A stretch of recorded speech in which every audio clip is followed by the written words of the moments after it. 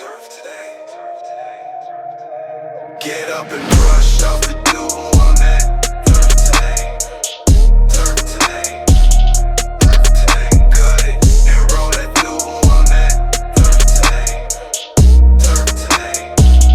Turf today. Set up, they about to come through on that. Turf today. Turf today. Turf today. Get up. Turf today. Get up. Turf today. Let's get out the way. Here comes first play. Let's maintain that turf today. Ladies and gentlemen, welcome back.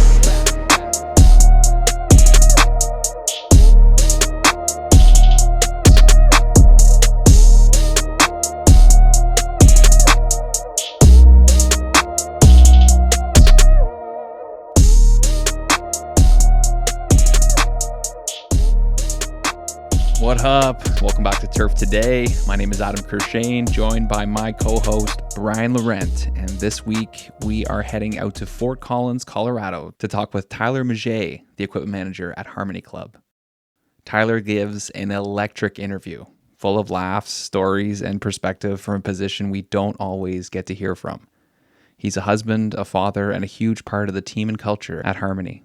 If you've ever wondered what it's like to be behind the scenes in the shop or what makes a great equipment manager tick, this is an episode you're going to love. Let's put the microphones in the vise and get into this one. As you guys know, Turf Today is recorded on the Superintendent Network and is brought to you by Toro.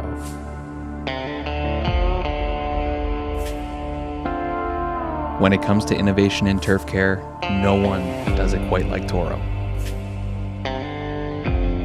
From precision mowers to advanced irrigation systems, Toro's equipment is built to perform day after day, season after season.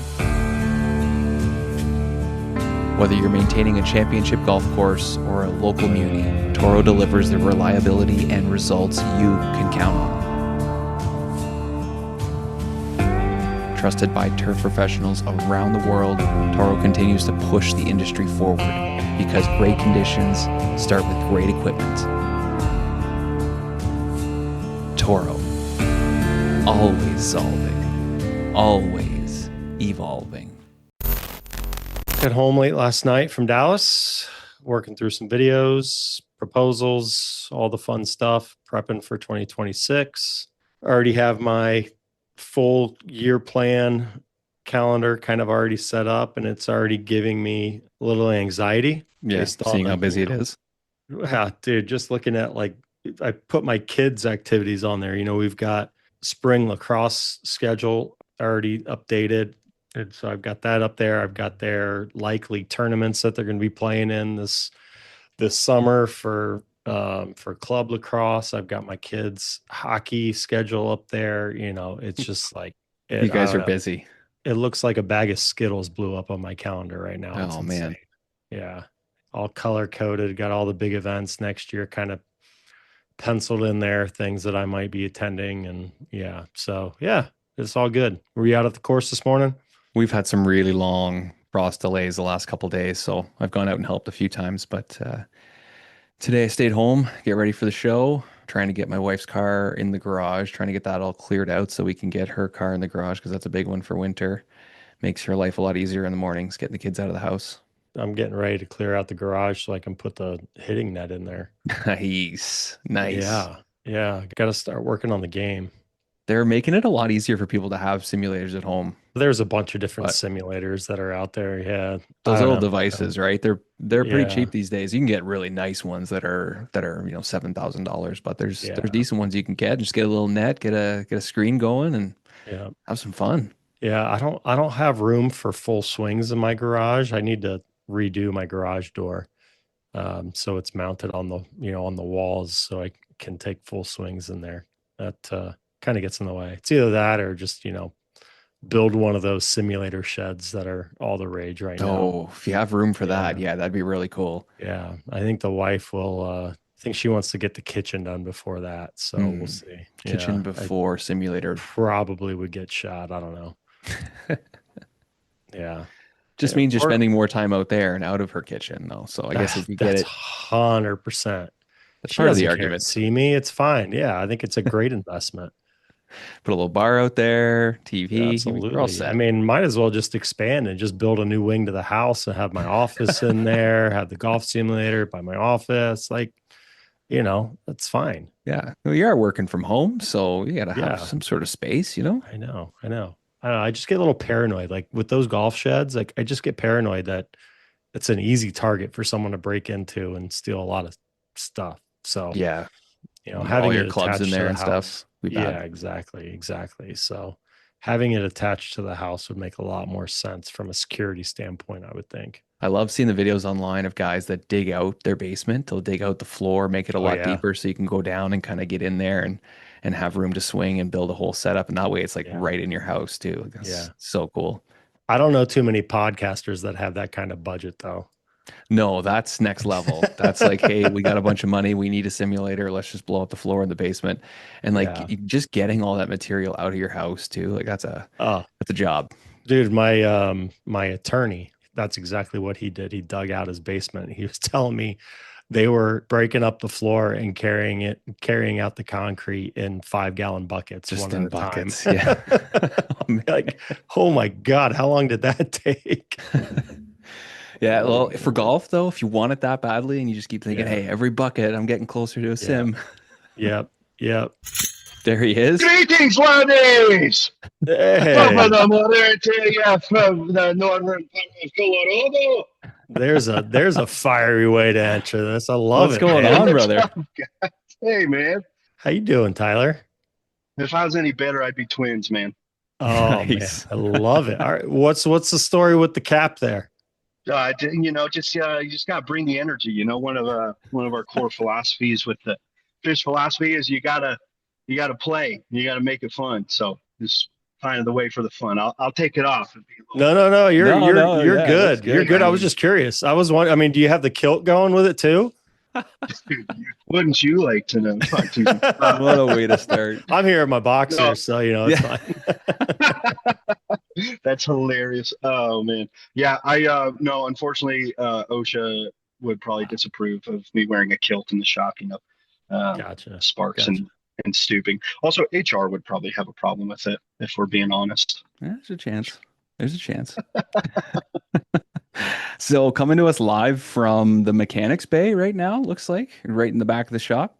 Yeah, office, tool room, chief hangout spot. That's the Not spot. the chief, but Yeah. top 5. Yeah. Primary hangout spot. I love it. I love it. Yeah, you got a lot of stuff back there, Tyler. No doubt. This is all my parts organization, and then just a couple fun little things like a sun, earth, moon Lego Technic thing that I made with my son. Pretty Cool. bitchin'. You gotta have some family stuff at the course or some little gadgets and gizmos, you know? Yeah, remind you of your why. I love Absolutely. it. I love it. So, Tyler, we always like to open things up by giving our guests the opportunity to introduce themselves. So, the floor is yours, my friend. Hey, I'm Tyler. Do you need more? No, I'm teasing. I love it. What an idiot. Straight to I'm the sorry. point. You know me well. I'm Tyler Miget. I am a native Fort Collinsian, or a Fortian, a Fortian, doesn't matter. I'm from Fort Collins, home of the CSU Rams. Give them hell, go Rams. Yeah, man. I'm a husband of one. I'm a father of 2, and I'm sure that they're both mine because they're feral and obnoxious, and I love them. I've got 2 little boys who are 2 and 5. They're like raccoons with law degrees, which is really fun.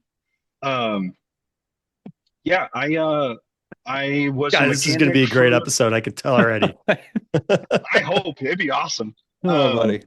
Yeah, I was an ASE certified mechanic for a little while, and then I left that to go run a nonprofit that worked with all different kinds of students in Northern Colorado, and then I hung that up. During that time, I got to coach football, wrestling, and track and field at the middle school level, which was the best. Nice. Yeah, and then after that, after the nonprofit stuff, yeah, I went off and I ran my own business for a little while. My wife and I, we try to get away every year for like a goals and values weekend where we can kind of help center ourselves and our marriage. And on that one year, we decided that it was time to make some change professionally for me for just some different, just some different reasons. And so then I decided I would go look for some W-2 jobs. And I had just recently picked up golf. I only picked up golf maybe like 5 years ago, right after our first son was born. And my mom had worked for the local county government for a long time. So I was looking for government jobs around where I was and found a golf mechanic position at a municipal course in Loveland. And I was like, you know, I had a golden ticket, So I interviewed there. I had no like golf course experience at all, other than being a hack and drinking a lot of beer. And I'm still a hack and drink a lot of beer, but I also have golf course experience now. That's the best part No, of golf, though. Let's be honest. top five, yeah. My former boss there, he took a chance on me and was so wonderful. I love working with that team, and yeah, they gave me all the tools I needed to succeed and kind of the open door. And the guy that I was coming in to replace had been at that course for 43 years, almost 43. He would correct me when I say 43, but yeah, because it wasn't quite precise enough. Yeah, I had all the tools to succeed and all of the support around me, and yeah, couldn't be more grateful. And then yeah, I talked with my boss and just was looking for a platform, the best platform for me to do my best work. And I just didn't think that it was going to be at those courses. So applied to a few other places around Northern Colorado, and evidently where us equipment managers are a rare breed. So interviewed a few places that had openings that were local and found my home here at Harmony Club in Timnath. So just across the highway from us in Fort Collins. And I love it. Yeah, it's awesome. We've got a great team. We'll probably get into it, but I can't speak highly enough of anybody here. So yeah, so that's me. Anything I can get my hands on and learn something new, I'm all about. Anything I can get better at, I'm all about that too. So there's a big More nutshell than just to fit me, Tyler. Yeah. What a road, brother. Yeah. Got a lot going on. It's cool to hear that you do a lot with your family too, because that's so important. Before we get into this stuff, talk to us a little bit about your family and kind of that work-life balance, some of the stuff you like to do with your kids. Oh gosh. But basically anything creative. My 5-year-old is super into kind of like rockets and stuff. So there's this guy, Chris Ferry. He wrote this like series of books called Science for Babies. And True, my son, my older son, his favorite one of those is Rocket Science for Babies. Like when he was 3, he could tell you like the forces that act on like rocket ships and stuff. Like he could tell you like, the forward force is thrust, the upward force is lift, like all this different stuff. So he's super into it. So any sort of like rocket thing that we can rig up, like PVC pipe in a 2-liter bottle filled with water and hook the air compressor up to it out in the backyard and launch them off. And that's a summertime fave because they get wet and crazy and wild. Yeah, Otto, our 2-year-old, he's a brute. So anything physically violent, he's super into. That's usually how it goes with the second. Oh man, he is wild. Like True will just like beat on him and like throw like balls and stuff like at his face or whatever. And Otto's just there laughing. And so he's starting to get his words and he'll just go again. Just like, I picture Billy Madison in the batting cage just sitting there like, Oh, yes, yeah. exactly that. Gotta get him in hockey or in football or something where he can hit guys. All right, that one hurt a little bit. Yeah. Yeah. Dude, hockey. Oh gosh, I'm into it. It's expensive. I'm gonna need some sponsors Good point. or something. Yeah, no, it is. But gosh, yeah. And man, I had a friend when I was a mechanic at a just like automotive shop. He carried his hockey bag around in his truck all the time, which I don't think there could be a worse call that you can make for your vehicle. Oh, just the so smell. bad. Yeah. Dude, it was the worst. Is that what all of Canada smells like? It's usually our garages or basements, but yeah, the trunks also can be one. The thing about doing it in the winter though is that it stays frozen, right? So it doesn't smell that bad. Everything's just frozen, then you thaw it out the next game. But yeah, doing that in the summer, not a good idea. You got to keep it in the garage. Yeah, that's 100% what my car That's just smells like. disgusting. It's lacrosse gear is just as bad, man. It's so bad. Turf Today is brought to you by Standard Golf, the folks who keep raising the bar on course tools and accessories. If you haven't tried their Hammer Strike hole cutter yet, you're missing out. Clean cuts, smooth edges, and built tough enough to handle whatever your green throws at it. And what about those laser cut custom metal tee markers? Whew! They're sharp, durable, and completely customizable to match your course branding. Finally, something that we can all get. From tools to finishing touches, Standard Golf's got you covered. So Tyler, Oh, you guys I'm are really gnarly. big on, I when I look back at my own career, I look at all the steps that led me to where I got and how, what kind of role each individual stop along the way has helped me where I am. You've obviously got a very diverse background. Obviously the mechanic side of things is very helpful, but how are the other components of your career journey? How do they all play into what you're doing now from, helping students, coaching, all those things? How does that help you where you are currently? It's pretty varied for sure. I'm just trying to think for a second so I could give you a real answer instead of just jumping into it. I'll go two ways with it. I think just by necessity in the nonprofit world, I had to learn how to and get proficient at creating good teams, good cultures on teams, because I had like the only, I hate to use this word, but the only leverage that I had over them was some like, like, hey, you said you would do this. You're a volunteer. Like I didn't have a paycheck. I didn't have anything. So the only real staying thing was the value of like the relationships and that relational equity within our teams. So yeah, I think figuring out how to create belonging and then mattering, and then the performance is kind of the fruit that comes after that. If you tend, the first two, you think about it like belonging is like a root system to it, like a fruiting tree or something. If belonging is the root system, then I would say mattering is the trunk. And then if you're tending to those two things, then the growth, the performance, the outcomes are going to happen. So I had to kind of figure that out before I had that kind of a language for it. So figuring out how to implement that became not second nature. I still have to think about it, but it feels comfortable to me. So I think that helped out a ton. The other way I think is I coached a lot of kids, at a point where you're teaching the fundamentals over and over. I know all coaches are doing that, like John Wooden would spend hours teaching his guys to put on their socks, like over and over. All right, take off your socks. All right, let's put them on again. But it's about doing the little things, right? So I think helping a young developing athlete, a student athlete, to understand the why and the what and grasp those little things. In football, how do you get in a stance that's going to make you able to move beyond that? Being able to break pretty complex ideas, like an 18 read option, out of this formation or whatever, being able to break that down to a 12-year-old and go like, here's what you do. You set your feet first, always set your feet, so on and so forth. I think that has helped me kind of be able to train our operators and the people who are running our equipment at our shop, and be able to help them understand, well, here is why we're running, our Toro 3360 Triflex on the greens with the brushes, but we're not running the brushes all the time, and we're not running the brushes down all the time. And, getting to have guys in the shop and go, well, what's that big green thing in the back there? Well, that's a reel grinder, and here's why, and here's how, and here's what I'm doing. And just trying to make the complex accessible.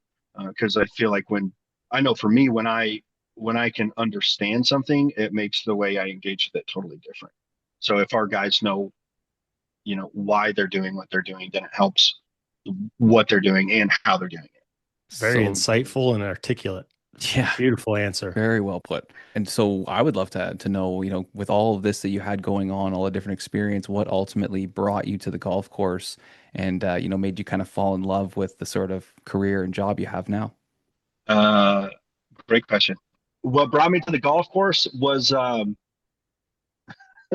wife was Free having a golf. book club.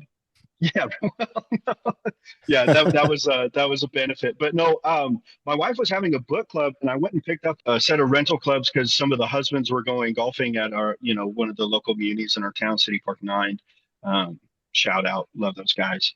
And it was like I would say probably most people's first experience with golf. You hit one or two great shots, and you're hooked, right? So I just got that kind of like dopamine thing. I locked in. So starting to play golf got me there. So once I left the nonprofit work, I took like a 3 month sabbatical and played literally every day. Like I would get there before the maintenance crew, I'd play in front of them, and then I would go back into the pro shop and pay afterwards. So I was just hooked, and I was trying to play golf in all the places I could at all the, with all the different kind of people I could. And just had a blast. And then I've always had this kind of like mechanical inclination and background. So I think it was just serendipitous that I wound up in a golf mechanic position with the city of Loveland, just because it was timing, and it was it was a government job with good benefits and decent pay that I could just land in there and find myself in a place where I could do what I do, which is try and learn and try and get better. Was that a role that you knew existed on the golf course? No way. Are you kidding me? Does anybody? I don't, It's part of the problem. dude, Yeah. no doubt. Yeah. Like so I went to an automotive tech program in high school that was like in partnership with our local community college in Fort Collins. And dude, if somebody had walked in and said, "Hey, you can make really good money, you can do a lot of precision stuff, you can fix stuff and be like an integral part of a team," I would have freaking eaten it up at that point in my life. It'd have been awesome, but I had no idea. So I'm hoping to go be that guy who's going to talk to the tech rooms in the high schools and then that program in that Front Range. Cause like, dude, it's working in this way is so awesome. And the skill set, if it tickles your brain in the right way, it's so fun. It's so fun. It's not for everybody. I get that. But yeah, I think there are a lot of kids out there who, if they knew about it, they would be all over it. So how do you think we can do that? How do you think we can promote this profession? And are you personally going out, obviously with your education background or background dealing with young students? Are you doing something? Are you going to those tech classes and trying to recruit kids? Not yet. All right. No, I like that is I like the yet. yeah, with all the stuff that I've had going on this year, and I haven't had time for it, and it's still a priority, but it's still, it's like a listed priority. It's not just something I'm thinking about. It's like it's in a document. It is a goal. It is a thing that's going to happen. It's just a matter of when. That's awesome. That's exactly what we need. People to start getting in the schools, teach people about this. We can show what it's like online and different videos and things through social media, but actually having somebody in there with experience to tell them about, all the ups and downs and how great it can be is something that's Yeah. very important. And maybe it can lead to more people just like you around the country, around the world, continuing this on. So you got to start small. You got to start somewhere, whether it's one school or one summer camp or whatever the case may be, you just start it when you can. And I'm sure with the kind of person you are, you'll get some traction and maybe some people that can help. It'd be awesome. Yeah, definitely. Yeah, I'm looking forward to it. And I think our industry, especially like the GCSAA, is doing a really good job with the First Green program to be able to get kids in the know. Knowledge is power, Absolutely. right? So yeah, getting kids in the know and stuff is it's important. I love it. Talk a little bit about your daily routine out there, Tyler. What's a typical day look like for you, if there is such a thing? All right, so there I am, about 3:45 in the morning. I wake up, roll out of bed, crack the back. No, I'm teasing. You don't want to hear Sounds about familiar. you don't want to hear about those parts of my day. Yeah. So what I'll do, I've got my own adjusting schedule and stuff that I'll go through weekly. But so the mornings is really just making sure that if I've got an email or something come in, I'll do a little computer work before everybody gets here. I try to be here about 30 minutes before our crew gets here. And then I'll be present for the morning meeting most mornings when I can. And then, I know who's going out on what piece of machinery. And then, some days I'll go around and drive out, or some days I'll have stuff to work on in here. I don't really have like a set schedule, but this is kind of the overview. I make sure that I am super available first thing in the morning, because I feel like that, the machines have to crack their back too, like they're sometimes they gotta wiggle it out. So yeah, just making sure that I'm available for our guys, and if anybody has questions or whatever, I'm making sure I'm available to them. And then throughout the day, again, just kind of preserving that availability and knowing that it's not a matter of if I will get interrupted, it's a matter of when. And yeah, trying to be like the best kind of IT department ever. You know what I'm saying? So you're taking your morning bathroom break. Will you answer the phone call? Will you answer the radio? Yeah, are we going there? Are we doing it? We're doing it. Oh man. All right. Yes. So when I was working at the old course, we were like a 2 facility thing. So we had the 18-hole championship course called the old course at Loveland. Right across the street, we had a par three course, which was like a real par three course. We had these old Jacobson Green Kings 4+s that we mowed greens with a lot of the time. There's a pond right next to the practice green at that course, and there's a slope. Like we were training people, and there we have our mow directions rotating daily. We would always say, regardless of the mow direction, only mow this like this way, like one way. We'll verticut it, we'll groom it, we'll figure it out, but only mow it this one way. And inevitably, the young operators, or maybe they're not thinking, or whatever, but they would all, somebody would get going the wrong way, and there was a slope leading to the pond, and towards where you start your pass, it's not too bad, but as you're moving through the green, it's like dangerously steep. One morning at the shop in Loveland, I was enjoying the beautiful effects of black coffee, and and my phone rings, and so I tell my people my policy is if you call me once and I don't answer, that's fine. But if I get a double call, I'm always answering. I answered, and one of our operators was like, "Hey man, I started in the wrong direction. I'm about to go in." Well, it turns out he had just called me and had been basically sitting there on the slope doing a burnout to avoid going in the pond. Just On that holding the green mower. just holding in forward as fast as he Trying to could. dig it in. Oh boy. Exactly. I'm like, all right, here's what you're gonna do. You're gonna drop every reel out of mow. You're gonna drop the reels. You're gonna shut the engine off. And if you you do not ride it in, get off in the safest way you can. And I'll be there right away. So I finished up my business, and yeah, I got there right away, and it wasn't too bad. It wasn't too deep. We got the tow straps and the tractor, and we got him out. I got to go through the machine and got him on our spare. But yeah, that's what we call radical availability, fellas. It's a good Great rule. term. If you call twice, gotta answer.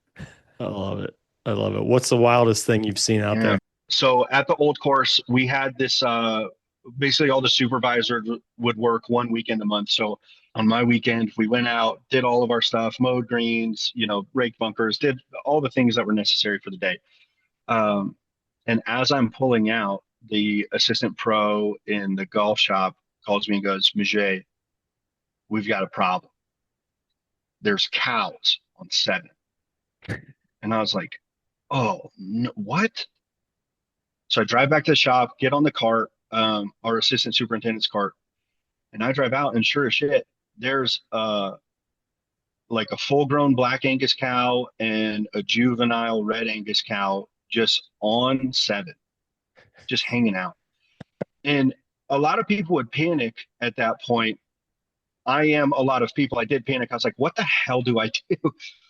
But silver lining, guys, I forget who sings it, but it's like, I should have been a cowboy. I got to be that on a carryall for like 4 hours. I was like driving around herding these cows into the native going, yeah, yeah, yeah, yeah. like heading them off. Exactly.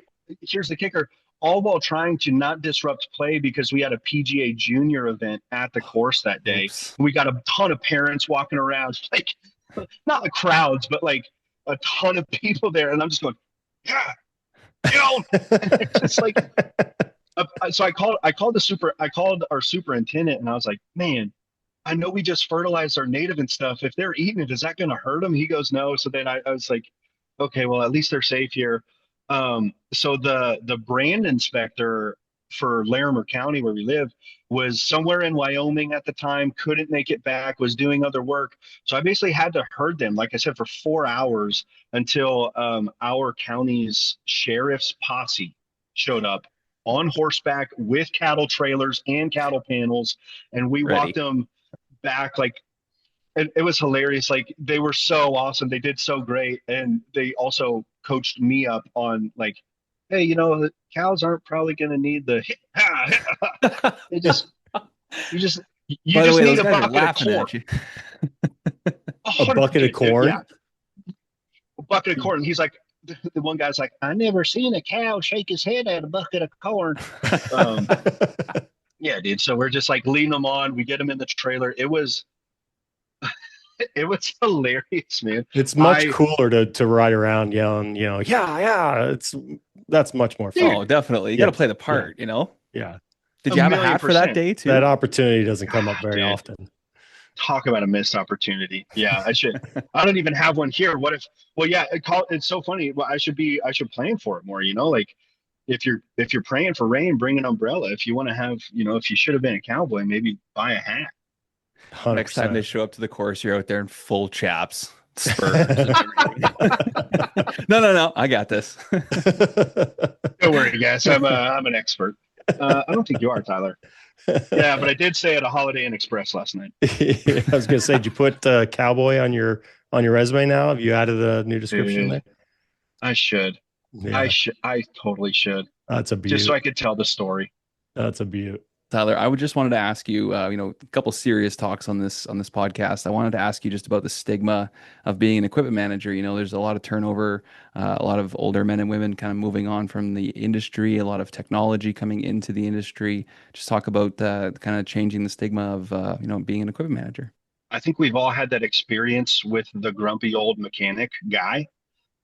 When I was turning wrenches in an automotive shop, I literally worked with a guy that we called Grumpy Gary. And no, genuinely, like that was his, like, those were his preferred pronouns, was Grumpy Wow. and Gary. That's how he signed the birthday card. Yeah. He was just like a mean, salty old guy. And I think we've all had that experience that just with like that grumpy old guy. I've never had a grumpy old lady working on any of my stuff. So, but they are also included if they exist. You can be grumpy and old and a lady. I don't know if it's like a personal goal of mine to reshape like the stigma or the anything, because I think it's a stigma because it's real. I think it's a stigma because there are people who dedicate a lot of time, effort, and resources to taking care of things. And then when people don't take care of them, it's really frustrating. And it's really hard to, in the midst of that frustration, help a person understand why maybe something that they're doing or something that they've done doesn't help care for that thing. Whether it be $110,000 rough mower or, that broom that you just got, and now somebody's like sweeping up oil with the new broom, and you're like, bro, come on. So I think it's totally understandable that a lot of mechanics would feel that way, because there's a lot of different butts that go in the seats of the things that we're taking care of and finding pride in. I think my hope is to give equipment managers tools to be able to have some perspective, to be able to coach people up, and even before that, to be able to train people up well, and even before that, to be able to belong within your team. Like I think A lot of equipment managers are the scary guys who never come out uh, of their shops, except to pee or poop, to make a potty. Have you guys noticed that? You're a grown man, but you're like, all right, I got to go potty. Yeah. Um, Hashtag dad life. But Yep. I think a lot of those guys, kind of live in the caves because it's a unique position on the golf course. Not there's nobody doing what you're doing, so it's isolating in that way. And I think it's really easy to feel like you don't belong and to not work towards cultivating that belonging within your team.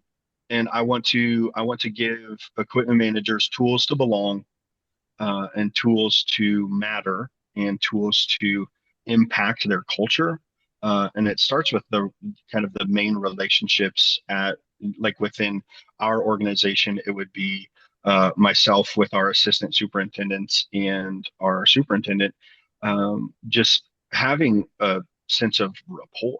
I know what they like. I know about their lives outside of the course. I know how they operate within the course. I think that that is my hope, and that's so I've started to develop this kind of framework that I'll actually get to present at CTS this year in Orlando, in a power hour called Culture Keepers. Equipment managers helping to build high trust, high performance teams. Um, I think oftentimes the superintendent is out on the course and pretty unavailable to kind of the crew guys or gals. I think equipment managers are more often than not in the shop. And basically, if you keep your culture at your house, then your culture kind of goes out from there, right? Like this is the gathering space, the meeting space, um, the room where all of that happens, and then everybody disperses and then comes back. So I think for us, if we can cultivate that belonging at the physical space of the shop, I think we're winning. I think you can coach people and correct people way better because you have rapport. I think you can be on the same page and understand the why of like all the different cultural practices that superintendents are doing. If you have some rapport and you have some, like I said, relational equity with them to just to understand why they're doing it. And if it's for like the benefit of the course, like my boss still apologizes to me every time he puts sand out. He's like, I'm sorry, we got a top dress, like blah, blah. I'm like, dude, stop. Like, I've got so much respect and love for our superintendent. He's like a really good guy, and he's worked in places where putting sand out wasn't understood, so it was bitched about. And like, oh, I got to grind again. I got to, so he's apologizing to me. I'm like, dude, the product that we've put out in the last year, and this isn't us saying it, but like people who have been here since the beginning, is the best that this course has ever looked. Like the product that we're putting out is the best it's ever been, and it's because we're doing stuff the best we've ever done it, in my opinion. Um, yeah, so I want to give people tools to be able to kind of have those relationships in their own ways, like how they're going to have them, but having discourse and dignity, in those relationships, I think is massive. There's so much there I want to follow up on. So Oh I'll my start gosh, with, yeah. What an unbelievable perspective. yeah, that, not to kind of give away your whole presentation for Orlando, but what do you think is the most critical piece in cultivating that relationship with your superintendents and assistants? This might be like a cheesy buzzword, but I think it's the vulnerability and curiosity, to say, I don't understand. Will you help me understand? I think I think once that is shown, and I think us as men, we kind of have that like predisposition to want to present like we've got it all figured out. I know that's true in my life, and it's something that I come up against all the time. I have to kind of let the ego take a hit and go, I don't understand this. Will you help me understand this? Even if it's something that like totally enrages me. I think that is the biggest thing that an equipment manager can do with the superintendent that they're partnered with, is say, can you help me understand? Can you give me the why? And that is a vulnerable act. I think it's really vulnerable. But I think what we find, and this is backed up by a lot of neuroscience, is that when we're vulnerable and when we're open to a conversation like that, there are these things called mirror neurons. So if you and I, like if you guys and I go out for a beer and I'm sitting there and I'm kind of grumpy and my arms are crossed, what's going to happen in you guys, regardless of like your rapport with one another or our rapport together, like in Orlando, if I'm pissed and cross my arms and I'm grumpy, the exact same thing is going to happen. You guys are going to get a little disgruntled. You're going to cross your arms. You're going to be physically and emotionally closed off from me.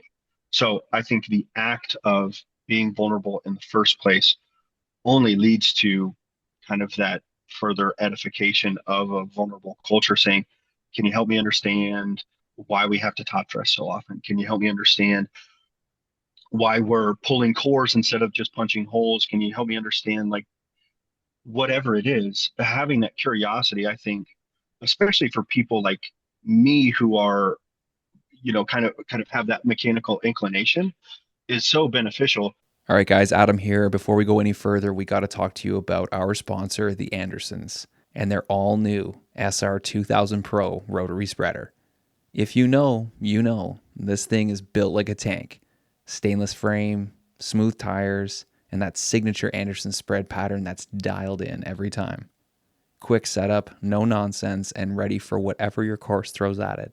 Check out the SR 2000 Pro from the Andersons, engineered for pros who don't mess around. We are back with another Ask the Agronomist segment featuring PhD agronomist Tony Goldsby from the Andersons. Our question today comes in from Jay Sheridan. What are some quick, cost-effective initiatives we could put in place at our golf course when it comes to the turf side? Well, thanks again, Adam. It's great to be on the show again this week. And thanks again for another great end user submission. And obviously, turf sustainability initiatives are always something that should be top of your mind. And I think a lot of folks, think that requires maybe some amount of big investment into your budget. And, there are a lot of small, consistent actions that you can take that can have a real impact on your core sustainability. So, first one, obviously being an agronomist and really working for a fertility company, always using that soil test, as kind of the guide on where you need to make amendments and, add back applications. And then really trying to, just approach it from a spoon feeding effect, right? And only giving the plant what it needs and when it needs it. And ideally trying to keep it, right there at that plant level to reduce waste wherever possible. We had a question a couple weeks ago. I know we talked about irrigation audits just briefly a few weeks ago, and I think that's another really cheap and easy way. Obviously, water, is not getting any cheaper. It's not getting any more available. So making sure that your head spacing, your coverage, all those things that go into an irrigation audit can really save you a lot of time and improvement on your water application overall in your system. And then, if you are doing that, you got those boxes checked. Obviously, wetting agents and however you can kind of, rotate those into your program just to ensure that you're getting that uniform watering. And that also, helps reduce your hand watering that you have to do, which is obviously another, really labor intensive practice. Clipping management's also another thing. It's, somewhat tough to return those in a lot of different cases, especially with playability being a factor, but wherever it's feasible, right? That's, free nitrogen that you can put back into the system. So certainly something, if it's an area that, you can do it, would highly recommend it. And then kind of the same thing around mowing height. Obviously, if it's a, rough area or area where mowing height is able to be raised a little bit higher, you can really help that plant canopy help itself, create more food with its solar panels.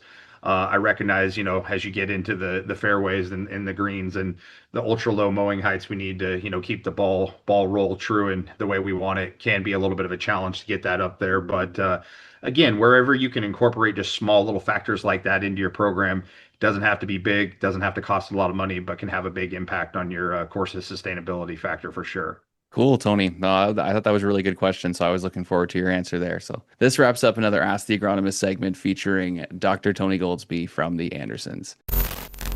Coming in, not understanding the agronomic side of golf course maintenance, what was that learning process like for you to understand why they're doing some of the things that they're doing and how it impacts your role at the golf course?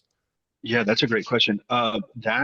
That process for me was, I don't know if you've heard of like the Dunning-Kruger effect, but it's essentially you don't know what you don't know. And if you know a little and you feel like an expert, you're probably really wrong. Um, Oh man, that's never so happened before.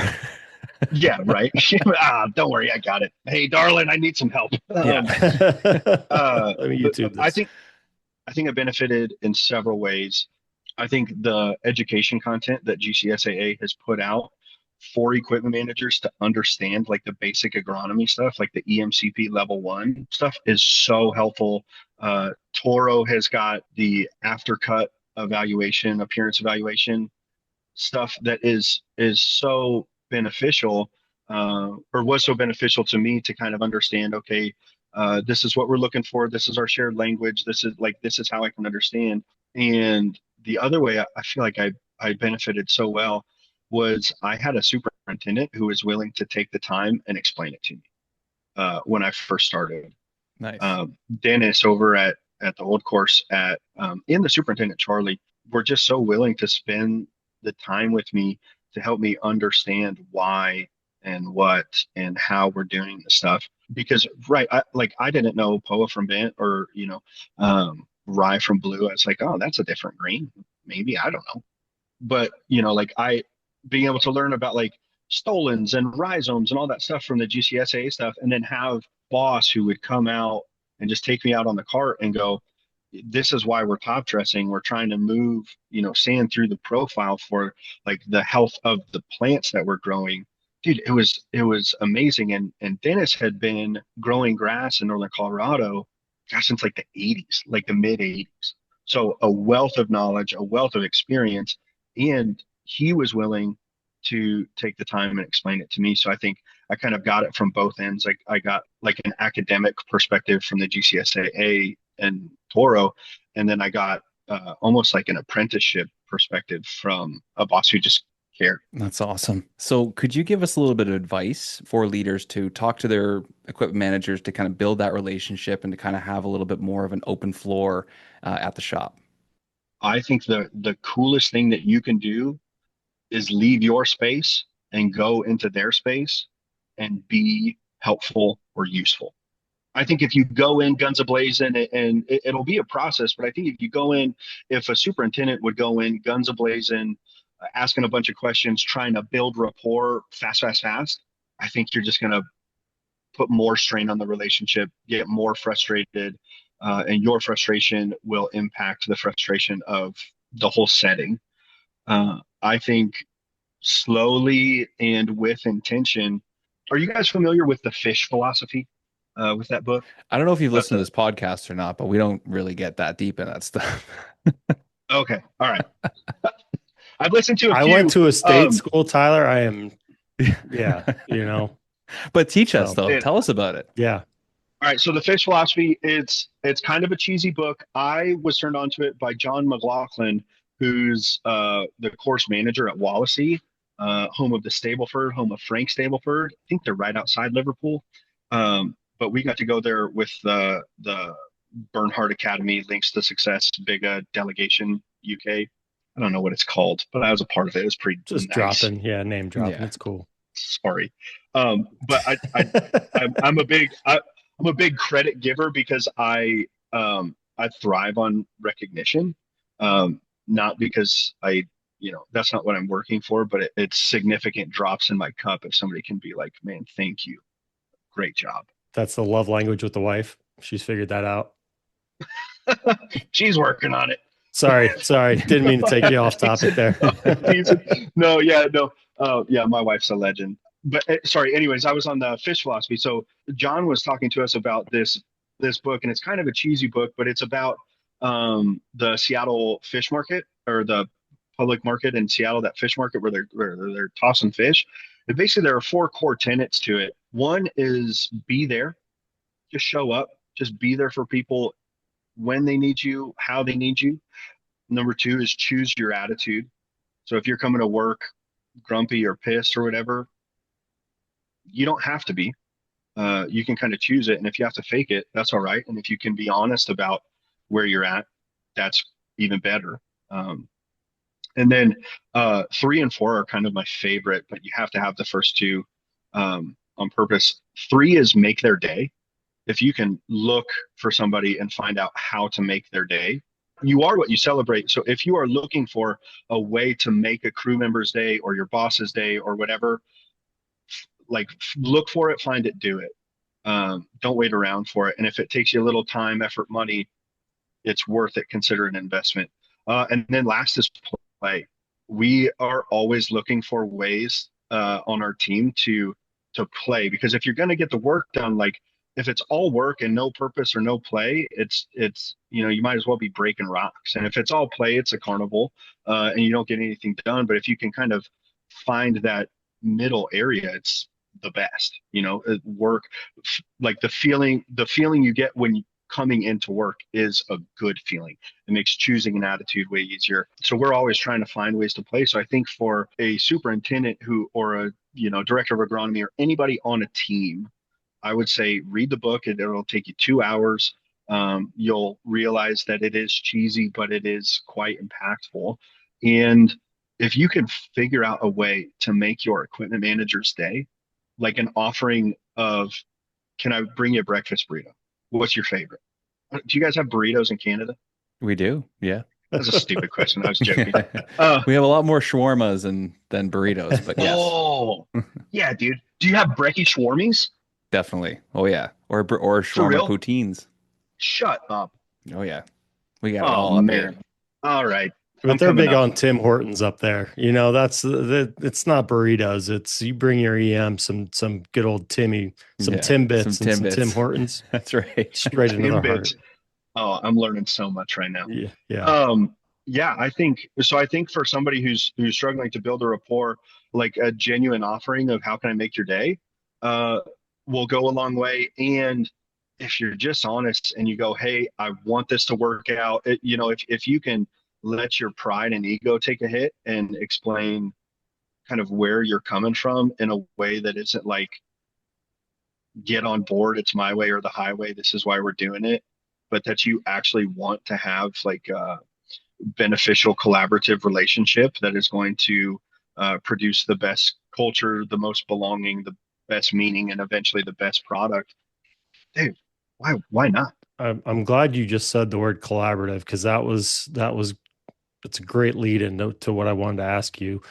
Talk about the collaboration between your superintendent and maybe the more you started to understand the why of what they did, are you kind of at a point to where you're confident enough to let your voice be heard on making suggestions for, how your piece of the puzzle can improve what they're trying to do on the golf course? If that question makes sense to you there, Tyler. Yeah. I think the confidence, I think the ability to trust my own perspective and experience and education is coming on kind of the agronomic side. I think the thing that I'm focusing on is I don't have to be an expert on the turf stuff, but if I am aware and informed on the turf stuff, it makes everybody's life better. Similarly, for my supervisors, especially my superintendent Chris and our assistants Griffith Collin, if I can help them understand about the machinery and kind of like the cutting units and the impacts of if you're mowing a range tee all the time with the same reels, we're going to go off cut like all the time. So explaining to them like kind of downtime and uptime rhythms, I think that's so much more beneficial than kind of getting angry. So I think I guess to answer your question, I'm starting to trust my voice and the agronomic stuff, but I am really trying to develop an expertise and a culture of understanding around the stuff that I'm really good at. I'm trying to play to my strengths, So yeah, I don't know. Does that answer your question? Where It does, and I'm not sitting here insinuating like you're going to go to them and say, you shouldn't spray XYZ or top dress or whatever. Oh yeah. Not along those lines. I'm just, have you gotten to the point to where there's that collaborative process where you can make suggestions, again, kind of based on like you said, your expertise, and say, hey, I think, we can adjust this cutting unit. It's going to help, better performance in this area, is kind of I guess where I was going with that question. Yeah, I think it's a yes and. I think I can recommend stuff and have ideas, and I think we've cultivated a setting where we can have a conversation about it, and my input is considered. And I think there's also this reality of like I know who's cutting my checks, and Absolutely. I think we're a really good team, and the buck has to stop somewhere. So yeah, I do think like I'm trying to think of an example because I do think I am there. Like we've had some really great conversations about our aeration schedule and process and how to kind of optimize those processes. So me kind of understanding what it's taking from their end and what kind of like especially our greens, like what our greens need, what they're going to take, and then being able to recommend like basically like time size and process and who's going where and kind of the organizational like dance of who's doing what where when. Yeah, I do think yeah my boss is trusting me, and yeah I think we're collaborative there for sure. There we go. Fired So up. there goes our flash of lightning. We'll do our lightning round here, presented by Flash Weather AI. Your heads up before the skies light up. Tyler, quick answers. You can expand on anything you want here. I think I have 4 or 5 things written down for you. Ready to go? Yes sir. Okay. So first one, how many Toro part numbers would you know by heart? Oh god, zero. Why they Yeah. make Fair. books and the, Oh yeah. That- Hey, yeah the internet. that's I gotta optimize the storage space, brother. fair enough. I- Yeah, you don't need those. You I- don't need those numbers. And especially when you get more than like 3 digits with the dashes and the double dashes, those will get you, man. Those will get you. Okay. Hey, fair enough. I wouldn't be able to memorize a single one either. So we're on the same page there. Let's move to the shop floor. What's your favorite tool in the shop to use? Trent Manning asked me this question, and I stand by my answer. It's the Milwaukee anything. Literally anything that they make is my freaking favorite.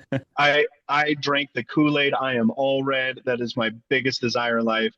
In all seriousness, no, I think that Milwaukee and like Toro are they're just dumping so many resources to R&D and solving problems creatively, mobily. Like we've got like M12 and M18 stuff. I had that with with my like home remodel repair business.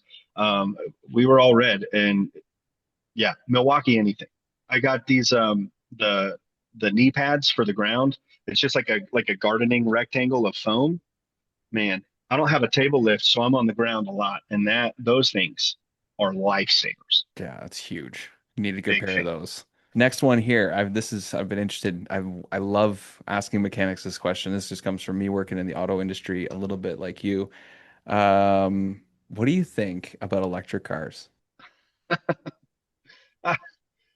They're rad, dude. They're so rad.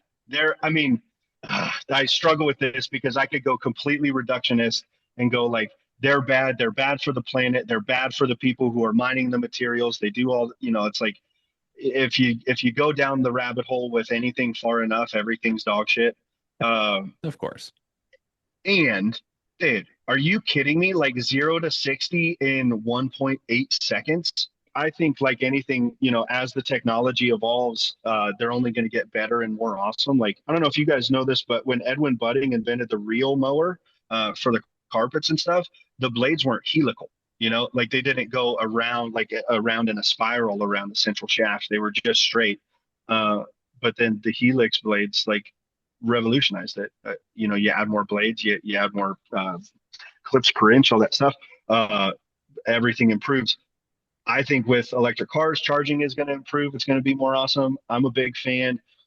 And uh, there's nothing that's ever going to beat the sound and feel of a naturally aspirated V8 engine. Ever. Tough to recreate. Ever. Dude. I can see some of those electric cars like getting a synthetic sound on them. They'll. And I totally see vibrate and all Tesla's that. Tesla doing that. Yeah, it'll just yeah. they'll have speakers on the Yeah. outside Smoke that blowing out the back. give it that same. Yeah, exactly. It's coming. You roll An coal, but it's electric just car colored with water vapor. Yeah. the electric car with the muscle car feel and sound. Yeah, you get It, a point there. They might get there. I would contest that it's hard to feel an electric car, even with big speakers. It's hard to feel the rumble in your tank, which is where all, like Can't replicate that's a that. hill I'll die on, brother. No, I'm That's sorry. fair. No, That's I can't fair. replicate that. I hear you. Okay, this one I've been waiting to ask all day. Me and Brian are huge South Park fans. Is there any connection being from Fort Collins to South Park? Yeah. Yeah. We're in several episodes. Freaking love, dude, love South Park. So you guys probably know that they bought Casa Bonita. Right. They sent out a bunch of stuff to like local people. I am a part of the founders club of Casa Bonita. I've got a card and a member number. I mean, it's yeah. I went to school for one semester in Gunnison, Colorado. So from Fort Collins, I had to drive through South Park, um, which is even more hilarious than the show because of how it looks. I didn't think it was a Yeah, real town. Yeah, I It's a didn't real either. it's for town? real. Wow. Yeah, Like Quahog, Rhode Island's not a real place in Family Guy, you know? So I always thought South Park was just made up. Fort Collins is it's the all next real, town dude. over, but it's a real place. Wow, Randy Marsh, a Yeah, real guy. could be. Could I did? Oh, dude, I just got so many flashback visuals. I feel like, Yeah. yeah, don't bring it up. It's so good. That's awesome. Okay, last one for you. You talked about coaching sports. If you could go back and coach another sport again, maybe one day for your kids, which sport would it be? The little bit you put on at the end there makes it a challenging question. Coaching my own kids. I don't know if I will coach my own kids. I'm not. The jury's out. I'm just not sure if that would be the best thing for them or me. And I think it could muddy the. Well, I just think it could muddy the like the father son relationship, and that's something that I will preserve. As much as I can for as long as I can. My dad passed away about 5 years ago, and yeah, it's just given me a perspective on how I walk through my life as a husband, as a father, as a you know whatever I do, as the who I am. It's given me a lot of that perspective. So I don't know. I don't know if coaching them in a sport would be kind of the best possible option. With that being said, football or folk style wrestling, uh, dude, does it get better? I don't know. It might. It depends on your perspective, but dude, if I could go back and coach football right now and it wouldn't be a hindrance to my family, I would do it 100%. If I could coach wrestling, I would do it 100%. Shifting gears again, I mean, we've talked a little bit about technology and the way this industry is changing. From your perspective, how is your role changing with the evolution of technology that courses are using? I feel like that is a great question for somebody much smarter than me. Um, You're up there, Tyler. Yeah, man. You may Definitely. not have all the experience as others, but dude, it didn't take me long to figure out how insightful and knowledgeable you are. So, but anyways, continue. I feel honored by that comment. Thank you. I think it's going to be a long time until a robot can smell a hydraulic leak. I am so excited to see where the technology goes. I think, everybody kind of struggles with people resources. I think innovation for innovation's sake is silly, but I think the innovation to see what's possible is so rad. Like getting to see like the autonomous mowers, like from like the Crest or the Husqvarnas to like the Firefly mowers at CTS last year. It was amazing. I hung out with the guy who is like the Toro robotics lead for like an hour and a half, and he was just willing to chat me up. And I think it's like the electric cars. It's only going to get smarter. It's only going to get better.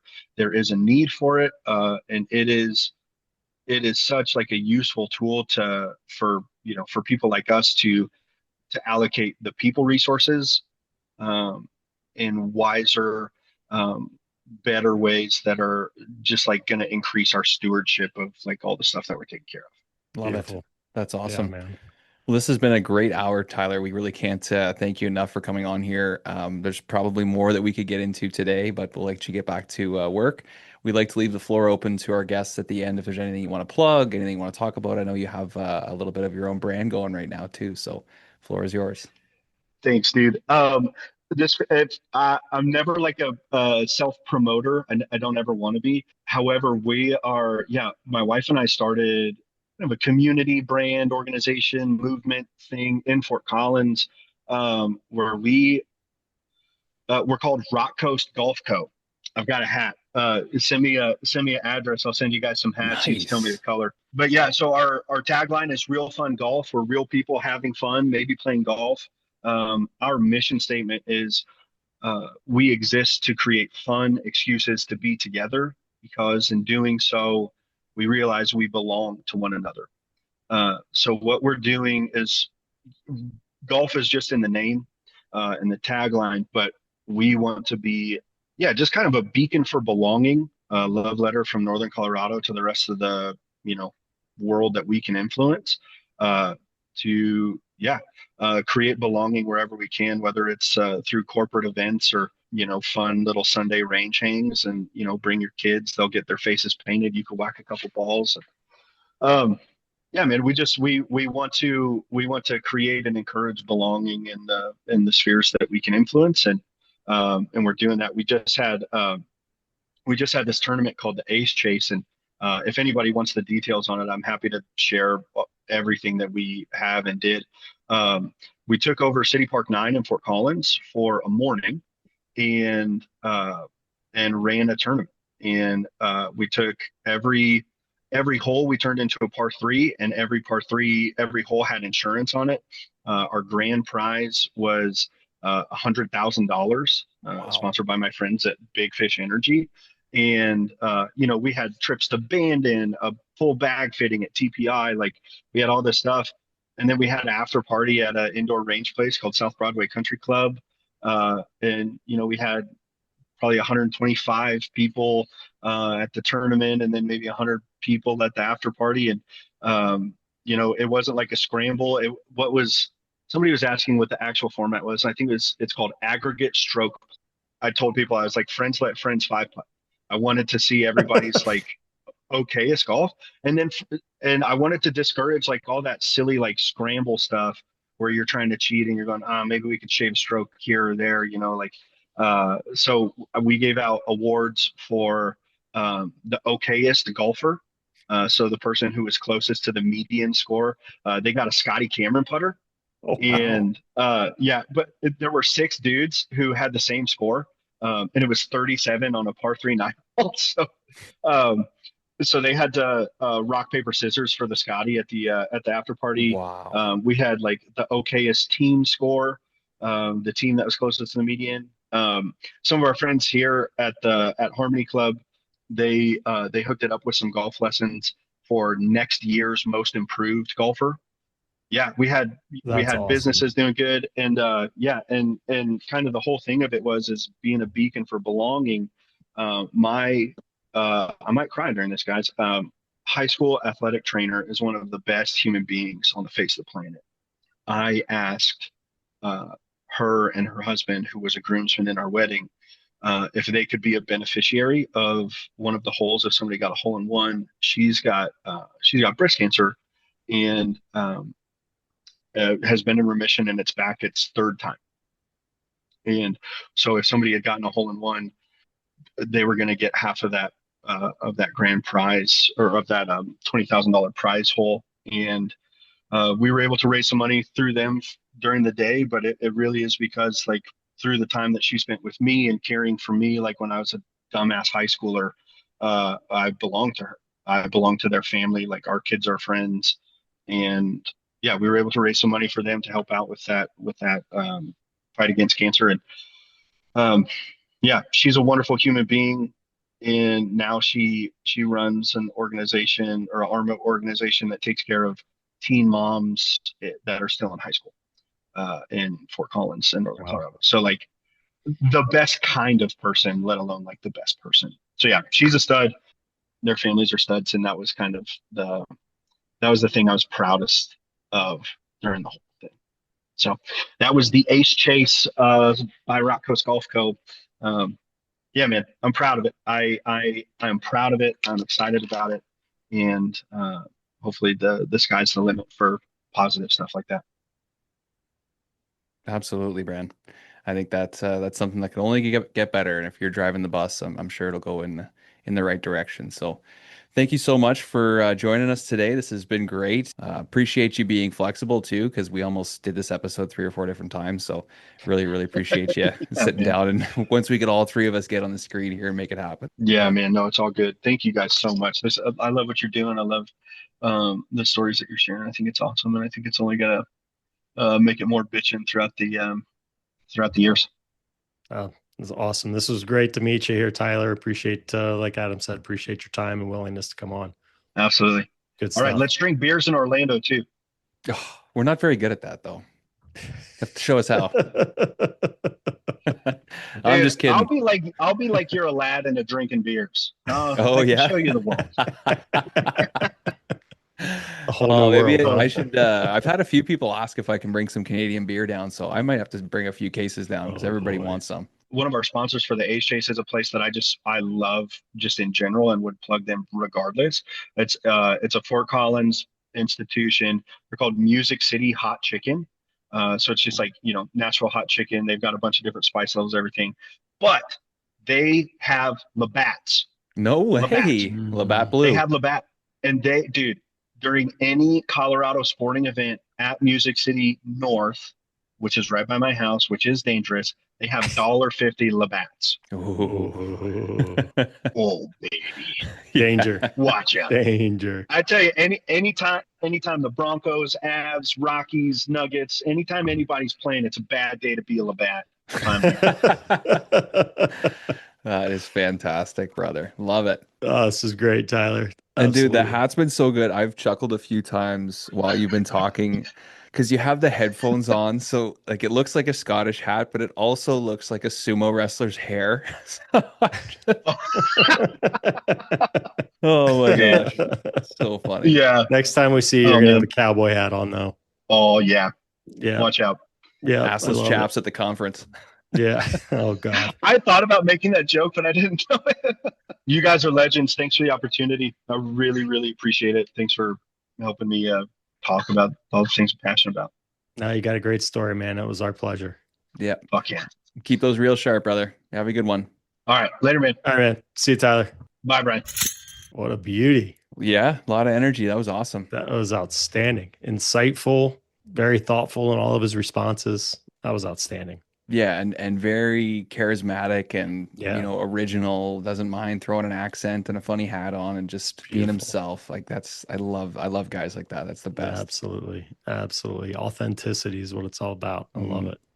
No, and he said so many great things too. Like he hit me so hard. I asked him the stigma question, and he's like, "Well, it's real, like it's almost justified why the mechanics act the way they act. Like they have a lot of people that don't take care of things, especially if they get taught or, asked many Yeah. times. Things are never done the right way, and so there's a reason for it, and it's all of us. Like, hey, how do you fix something like that? Well, it's the whole team. It's not just their attitude, or it's not just the superintendent yelling at the team. Like, it's everybody. You have to recognize that those are hardworking human beings, and they're a part of the team, an integral part of the team. And Yeah. the, Oh, you know, yeah. the easier you can make their lives, the more fun you can have with them, and the more you can pay attention to what you're doing out on the golf course. It's only going to make everything better for your whole team.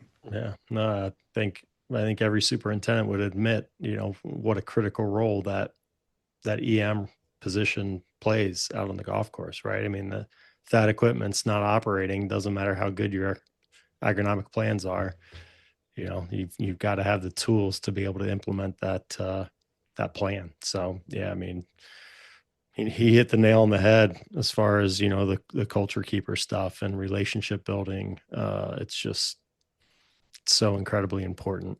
So incredibly important.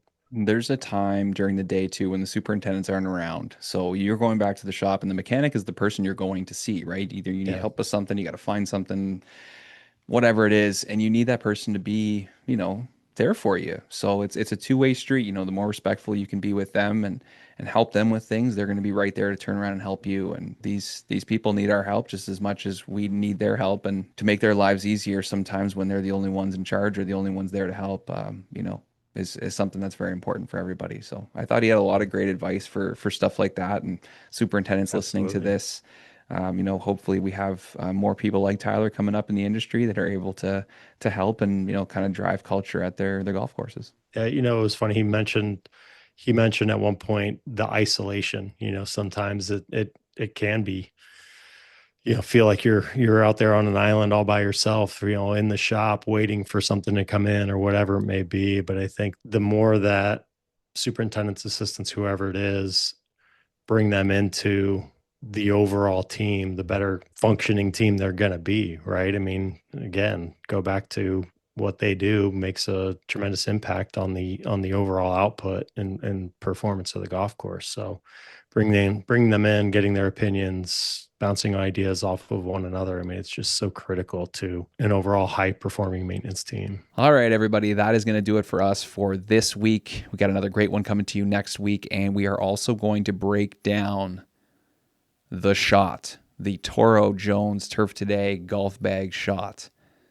It was wild, it was cold, it was quick, but it happened. 3 people are taking that bag home. So this episode drops Tuesday morning. If you're listening to it right now, Tuesday morning, you're going to find out later today who won those bags. We'll talk about it next week. All right, keep those reels sharp. Have a great one, everybody.